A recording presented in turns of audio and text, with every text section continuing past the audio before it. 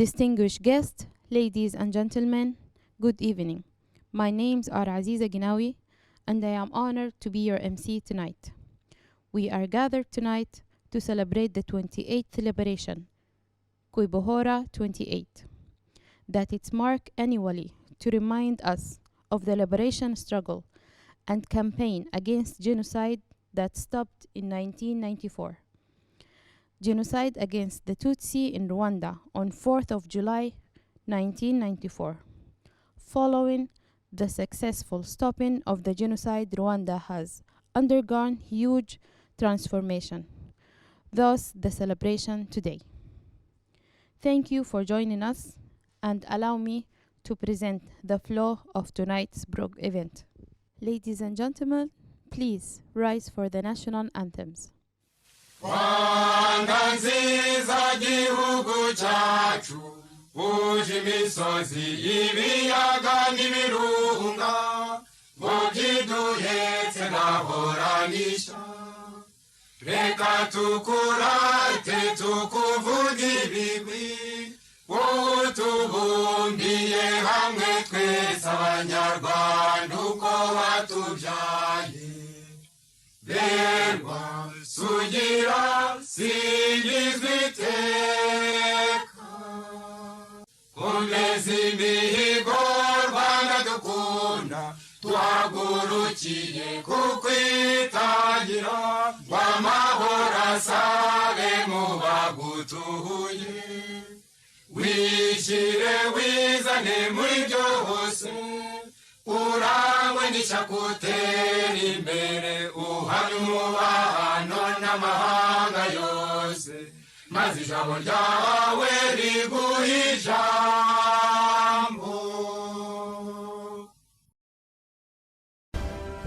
نحن جند الله جند الوطن، ادعى داعي الفداء لن نخن، نتحدى الموت عند المحن، نشتري المجد بأغلى ثمن.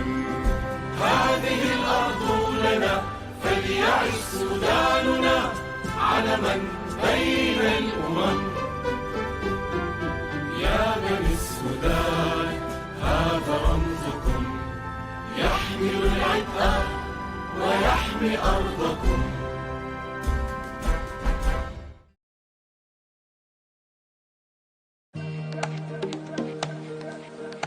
As we mark the 28th anniversary of Rwanda's liberation, we reflect on how far we have come as a nation.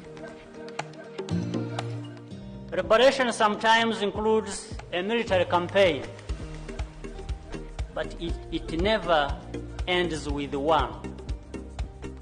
That is where Rwanda is today, in the phase of struggle that begins after the guns have finally fallen silent. On the 4th of July, we celebrate the rebirth of our country that guaranteed security and restored dignity and hope for all Rwandans. 28 years ago, after the RPF Inkotanyi stopped the 1994 genocide against the Tutsi, Rwandans collectively made a choice to stay together, to be accountable, and to think big. These principles remain at the core of Rwanda's ongoing renewal. The country is rapidly developing and progressively alleviating poverty and promoting well-being through targeted policies and programs that benefit all Rwandans.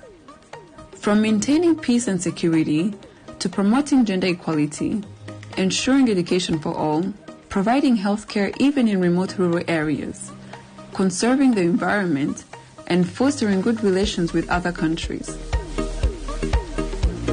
Rwanda's liberation continues to be an inspiration for all citizens everywhere to work for a brighter future and safeguard our shared achievements. Indeed, together we prosper. Happy Liberation Day, Rwanda.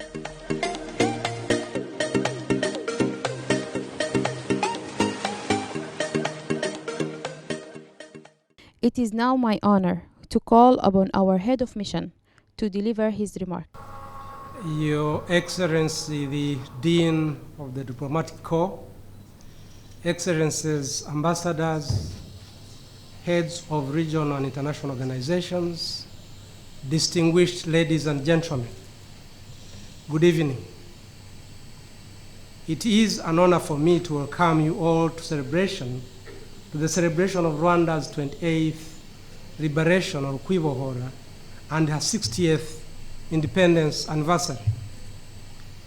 I wish to appreciate and thank you, Excellencies, members of the Diplomatic Corps, respected friends of Rwanda, and fellow compatriots for joining us today.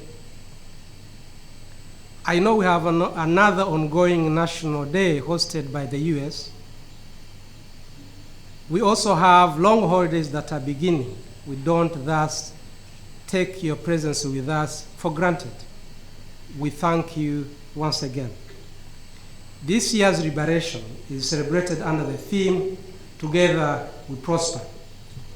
The 1994 genocide against Tutsi in Rwanda, which began on 7th April, was stopped by the 4th of July through a military campaign launched by the Rwanda Patriotic Front, or the RPF. Nationally, Rwanda's liberation is celebrated on 4th July. This day marks an end to the darkest chapter of Rwanda's history that lasted for over 3 decades and took away over 1 million lives through the last genocide of the 20th century. And I hope it is the last one forever. This genocide is rooted in the colonial masters' divide and rule policy, which helped turn what were social classes into ethnic classifications. The divide and rule policy transited into systemic discrimination and hate against Tutsi, which led to mass murders and the exiling of hundreds of thousands of Tutsi into neighboring countries from as far back as 1959. More security killings by government continued even after independence in 1962, with the resultant refugees continuing to flow out of Rwanda for a period spanning for over 3 decades. Excellencies, distinguished ladies and gentlemen, by 1990, over 1 million Rwandans had been rendered stateless, and millions others inside the country wallowed in abject poverty and ignorance. Millions in Rwanda were also either discriminated on account of being Tutsi or their region of origin. After failing to resolve this conflict situation by peaceful means, Rwanda Patriotic Front launched a liberation struggle on 1st October 1990. It is thanks to these young men and women under the RPF and able leadership of President Paul Kagame that we are celebrating today. A day when both Rwandans and friends pay tribute to these young men and women whose selfless efforts of bravery helped stop the 1994 genocide. A day that heralded a new chapter where hope replaced despair and social justice became the solid bedrock of all our national policy formulation. As put by President Paul Kagame during the 25th celebration of our Liberation Day, and I quote, "Liberation was not about restoring the past, but creating something fundamentally new and better for all Rwandans." The fight was necessary and indeed unavoidable. If there will ever be necessity for more fights, we will be there. End of quote. This speaks to the leadership's vision as well as its unwavering commitment to holistically achieve the purpose for which the Rwandan liberation was waged. The new chapter occasioned by the liberation of Rwanda is reputed for resuscitating Rwandan values, rebuilding social cohesion, commencing the fight against genocide-related impunity, ensuring collective identity is not based on ethnicity, but civic identity of all Rwandans, delivering ongoing economic transformation and rehabilitating Rwanda's image in the international community of nations. The sacrifices of these young men and women brought a new dawn that radically turned around Rwanda's fortunes and raised the hopes and aspirations of Rwandans. Many paid the ultimate price, both during the liberation struggle and the campaign against the genocide. We are forever indebted and can only honor them by sustainably doing what is good for Rwanda and defending all values for which they laid their lives. Excellencies, distinguished ladies and gentlemen, the broad-based government established after the RPF had successfully stopped the genocide inherited a huge challenge of salvaging a near-failed state, and moreover, amidst a raging insurgency perpetrated in the late 1990s by remnants of those that had planned and committed the 1994 genocide against Tutsi. This insurgency was led by a now internationally listed terrorist group called the Democratic Forces for the Liberation of Rwanda, and is comprised of the former armed forces of Rwanda, ex-FAR, and Interahamwe militias. Moreover, at the end of the genocide in 1994, this terrorist group held hostage over 3 million Rwandan refugees headed into eastern DRC for their continuous replenishment of the insurgency against Rwanda. The post-1994 government prioritized attainment of sustainable peace and security as a sine qua non for resuscitation of the much-needed unity and reconciliation among Rwandans, as well as the much-needed economic transformation. Decades of economic mismanagement and politics of hate and ethnic discrimination called for urgent formulation and implementation of remedial policies. The post-genocide government worked with urgency to establish a governance system that delivers a just society that is secure and devoid of hate and discrimination among Rwandans. Equally prioritized was the delivery of better living conditions for all Rwandans. The over 3 million refugees erstwhile under captivity of the FDLR genocidal force was rescued, repatriated, and reintegrated in society before closure of the 20th century. Though not yet fully destroyed, FDLR has been effectively weakened. Transitional justice was served through Gacaca restorative justice system, and reconciliation and unity has irrefutably taken root despite decades of divide and rule by the colonial masters, as well as the hate and discriminatory policies of the post-independence governments, which birthed the plan for total extermination of Tutsi, a plan regrettably executed to near perfection. Rwanda today is playing a leading role in peace-building efforts around the world, including in Mozambique, in the Central African Republic, in South Sudan, in Haiti, and until last year, here in the Sudan. Excellencies, distinguished ladies and gentlemen, to ensure that Rwanda's developmental model is people-centered, Rwandans chose consensual democracy, which is an all-inclusive consultative system of governance, as opposed to confrontational democracy, where winner takes all. Rwanda's constitution has since institutionalized power sharing, where winner of the presidency must share power with other political parties. No single political party can thus have more than 50% share of cabinet, nor the legislature. Relatedly, a National Consultative Forum of Political Organizations, NPO, was established and its leadership is rotational. This is a permanent platform that brings together political organizations for the purpose of political dialogue consensus building, and national cohesion. The NFPO currently has a total membership of 11 political parties registered in Rwanda. In confronting the many political, social, judicial, and economic challenges, a myriad of homegrown solutions were initiated and new laws promulgated. Relevant institutions were established to reconcile and rebuild unity among Rwandans, ensure accountability, and implement relevant strategic policies. These homegrown solutions, the newly established institutions, and newly promulgated laws were informed by Rwanda's national context and challenges of the day.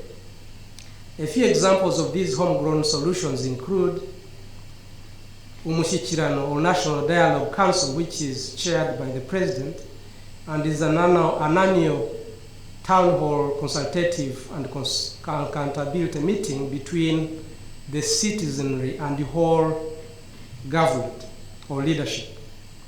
Number two, Umuganda, or Community Work for National Interest, which is conducted every last Saturday of the month. I'm sure most of you have heard of this homegrown solution.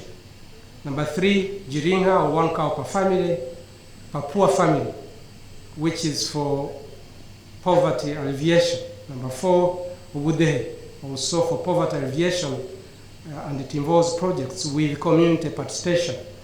And Gachacha Courts, which is a transitional form of justice that was established in 2002 and ran until 2012. And that's closure, it had handled over 1 million cases that one way or the other had been involved in the 1994 genocide against Tutsi. Excellencies, distinguished ladies and gentlemen, 28 years after the genocide, the courage and resilience of Rwandans, coupled with strategic policy interventions, as well as a visionary and effective leadership, have all helped achieve commendable progress across all sectors.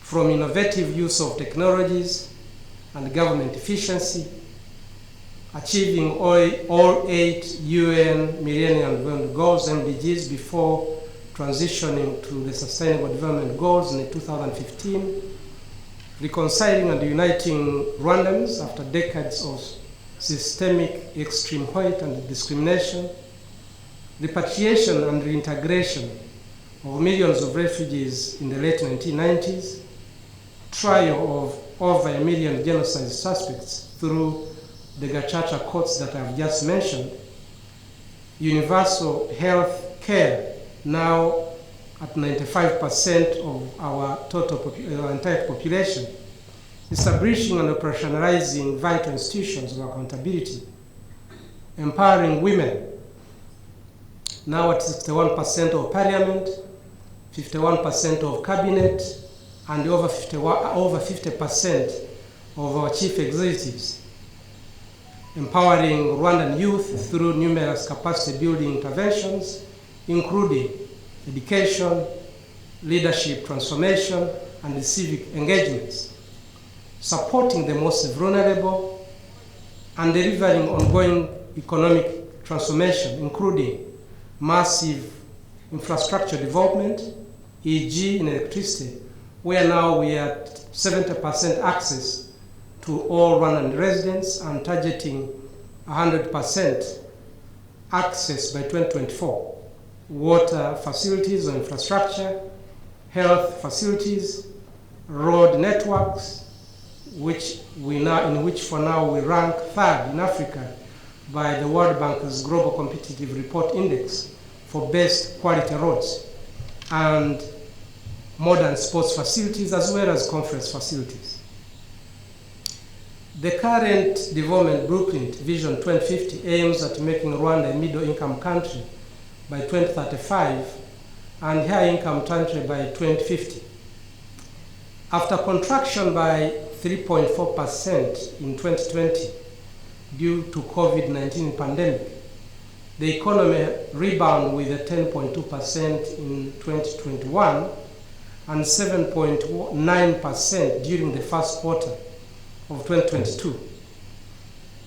In leveraging modern technology, Rwanda aims to become a trusted hub for digital financial services and technology innovation in the region and beyond. The Kigali International Financial Center, which is now ranked among the top 5 on the continent, the Kigali Innovation City, our small US Silicon Valley, the Center for the Fourth Industrial Revolution are examples born out of this vision. The successful hosting of the World Telecommunications Development Conference, World WTDC, and the Commonwealth Heads of Government meeting last June is evidence of the country's ever-growing competitiveness in hosting meetings, incentives, conferences, and exhibitions. It is also a strong testimony of the country's ever-growing commitment to positively contribute to issues of global interest.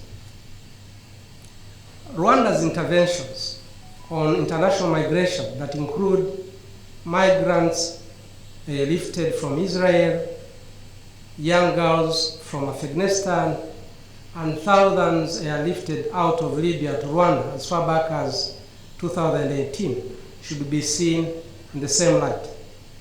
About 1,000 of the Libyan group have already been resettled overseas. We thank countries that supported in helping those in need. It is, however, worth noting that despite the impressive milestones, Rwanda, like any other country, is still faced with numerous challenges. These challenges include, number one, ongoing economic transformation, which is still work in progress. Number two, though weak, the FDLR, still a terrorist group, still operates in eastern DRC, and there's a nuisance threat to regional peace and stability. Number three, denial and revisionism of the 1994 genocide against Tutsi, propagated by genocide fugitives and their support networks across the globe. And number four, corrosive hate speeches and genocide-related extremist ideology. Inaction on genocide fugitives by the international community only perpetuates genocide-related impunity.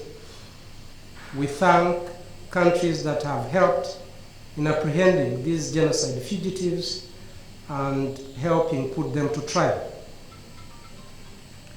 However, the security of Rwanda residents and the country in general is assured by current high level of social cohesion among Rwandans, capacity of Rwandan security institutions to ensure maximum security for Rwanda, and government's uncompromising commitment to continuously improve the livelihoods of Rwandans.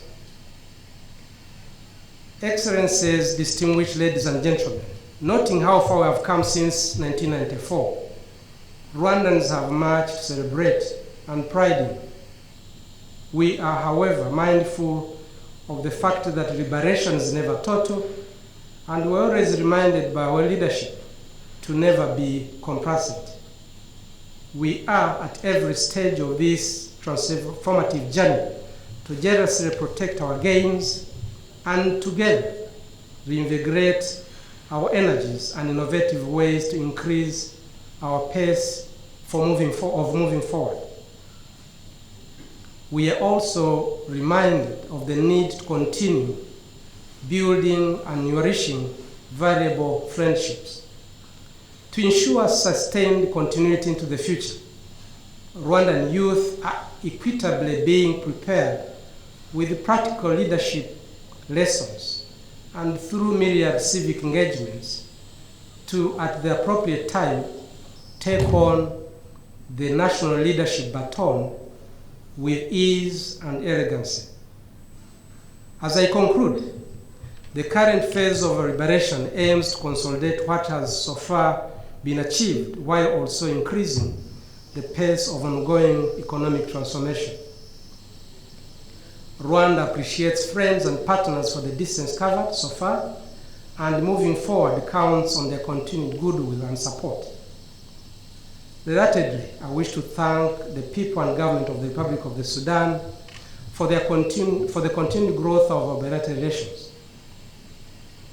We are seeing steady growth of people-to-people interactions, both at political and business levels, and I'm sure we'll have a fairly good representation of the business community here. With Rwanda's open visa policy and the renowned ease of doing business, where it is now ranked second on the continent and 38th globally, we can only encourage more Sudan-based tourists and investors to have Rwanda on their priority menu for tourism, business, and investment. Those in business should make this choice assured of their red carpet treatment and excellent returns on the investment. Murakoze cyane. God bless you all. Barak Arehu Fikum.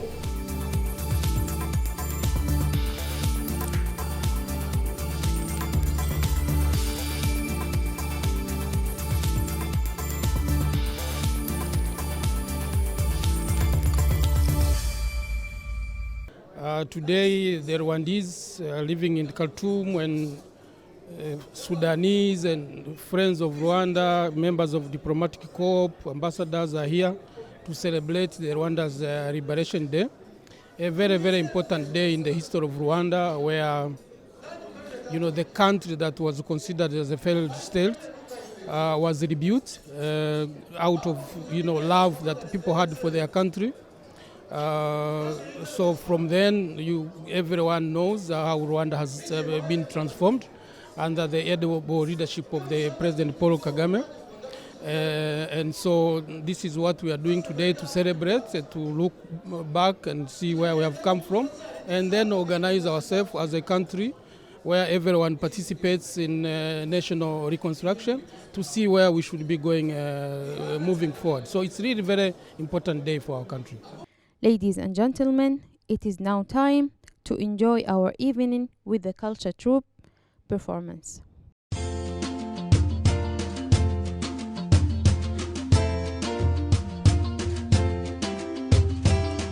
mbega rwageze bigarama rwagaramo umurenzo wo kurwanamiza umutwe utangira muze ngabo yanze gushira amakenga ati ndi nkera y'abeza atoni icyogere mu kuba ntagumi ntabazanyira icyubahiro mu ikuba niba bitaro taganira imbarto tamye nigenzi bari man rwabo batabaza gushaka kutagira ibyo umuntu yego aha akukuri hari hebe hari nyange zirusha kwera hari nyamibwa yakuze neza mwini wacu baragushaka izire sine ya mwiza uw'imico myiza idasanzwe iwe nyabusumba zipfura intege bwiza bwanyu ndutira buhose hari hebe hari inyange zirusha kwera hari inyamibwa yakuze neza mwini wacu baragushaka ngwino se nyamuseka zigashoka iyizihe bibero by'uruyumbu ari hebu wantwaye umutima ngwino nyabusa nk'ubwabire gaju ndaje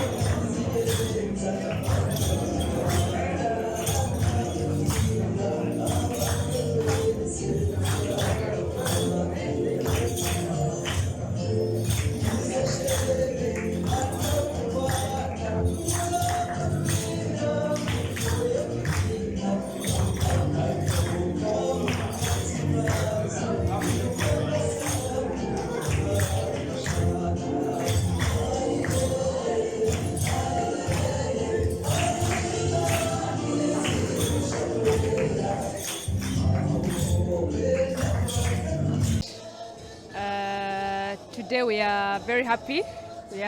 Today is our Liberation Day, Rwandan Liberation Day. So it's when the all Rwandan come together and celebrate the success and the achievement the Rwandan have made so far.